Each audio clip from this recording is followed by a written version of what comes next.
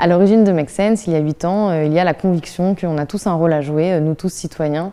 pour contribuer à résoudre les grands défis socio-environnementaux qu'on rencontre aujourd'hui, tels que la mobilité, l'économie circulaire, la transition énergétique, l'intergénérationnel. Tous les citoyens ont un rôle à jouer et ont envie de passer à l'action. Et donc on a créé Make Sense pour connecter ces gens avec des entrepreneurs, des porteurs de projets qui développent des solutions et des projets à impact social et environnemental. Donc on a commencé en organisant un petit peu partout dans le monde des événements, des ateliers pour permettre cette rencontre. Et en fait la mayonnaise a super bien pris puisqu'il y avait un véritable engouement. Et donc après 8 ans, ce sont 2000 ambassadeurs qui ont réussi à engager 50 000 personnes dans le monde pour soutenir et développer des projets à fort impact social et environnemental dans une centaine de villes du monde.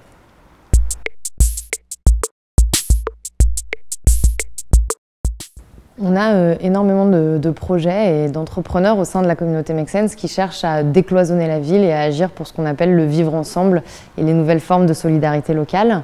Pour n'en citer que quelques-uns, on a par exemple les talents d'Alphonse, qui vise à créer du lien intergénérationnel et donc qui met en relation des personnes seniors qui ont des compétences et des savoir-faire à transmettre avec des personnes curieuses qui ont envie de les apprendre aux côtés de ces personnes. Et donc il recrée ainsi beaucoup plus de liens et d'échanges entre différentes générations. On a le projet du Carillon qui cherche à mieux intégrer les personnes sans domicile au sein de la société en créant des réseaux de commerçants solidaires qui offrent des petits services non monétaires à ces personnes sans domicile comme brancher un téléphone ou encore réchauffer un plat ou prendre une douche. On a le projet de Weekendoo qui permet de créer du lien entre les artisans et les savoir-faire locaux et les citoyens, donc qui redécouvrent les savoir-faire locaux. Et puis ce qui est intéressant, c'est qu'on voit que, outre ces entrepreneurs et ces associations, on a d'autres types d'acteurs comme la mairie de Paris, comme la brigade des sapeurs-pompiers par exemple, qui cherchent également à s'intégrer dans ces dynamiques et à voir comment tous ensemble on peut créer ces sociétés qui soient plus résilientes et plus solidaires.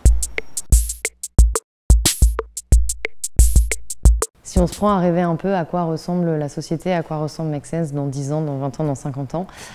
c'est de se dire que chaque personne, chaque citoyen a un enjeu qui lui tient à cœur et qu'il a envie de contribuer à résoudre et que donc chaque personne trouve les moyens de s'engager en montant un projet, en développant un projet, en rejoignant un collectif. Et Make Sense, nous, notre ambition, c'est d'offrir ces différents parcours d'engagement et d'action à chaque citoyen qui le